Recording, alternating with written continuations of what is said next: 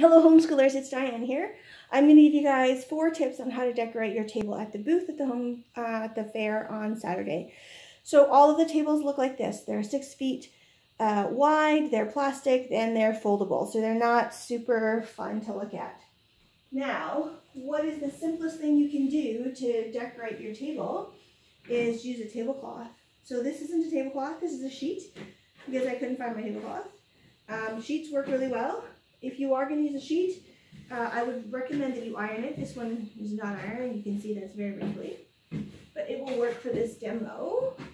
So I'm just going to use this. And you can see now I'm hiding the not so pretty legs underneath this table. And now that white plastic looks a little bit better. If I wanted to decorate further, I can use stuff like this across the table that way, or I could glue it this way. I've got some ribbon that I found just lying around the house, and I could just very easily tape it across like that and create these like swoopy, loopy things that are kind of fun to look at. Look around your house and see what you guys have got. Now, let's say that I am selling wooden toys.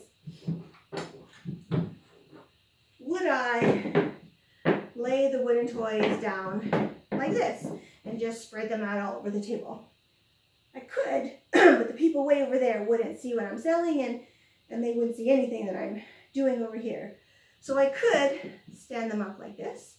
That would be easier to see from far away, would be a little bit more interesting.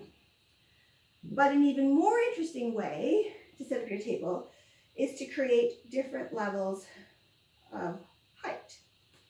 So I don't want you guys spending a whole lot of money on having to buy stuff just to decorate your table.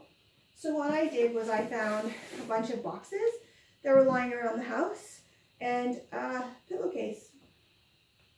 I'm just going to put the box inside the pillowcase.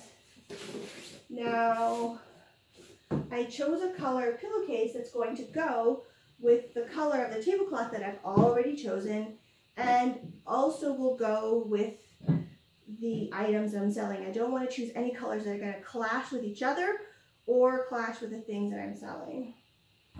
So I found another box that I really liked. I really like the height of this box. This is just an Amazon box. And this is another pillowcase. So now you can see I've created a little bit of interesting things happening over here. And I went around my house and I found this really pretty cake plate. So I think I'm going to use that over here. So when we're decorating, anything that has height to it, people are going to naturally look to. So whatever you're going to place over here or over here, you want it to be some of your really good stuff, right? The stuff that looks really good and the stuff that you think will maybe sell the most. So if I'm going to create something over here on this plate, maybe I'm going to put all the things that are similar over here to sort of create something that's appealing to the eye. Now, obviously I didn't make any of these things, but I'm just using it to show you that I'm going to put some really interesting things up top here, maybe some things that are going together over here to be appealing. Now in the middle, if I put some of my other wooden toys here, let's say I had, other things that I was selling. I'm just going to make something really easy here. I don't want to put my things that are tall in front of things that are short, right? When we create a table, we want people to see everything that we are making. And I can even use my other wooden blocks to maybe create something decorative on the table like that. I would really suggest that you guys practice this at home. Take all your stuff out, find tablecloths, find boxes, however you want to do it. Practice it, try different ways, and when you really like it, the way you've done it, take a photo of it so that when you go to the mall on Saturday, you know how to set it up.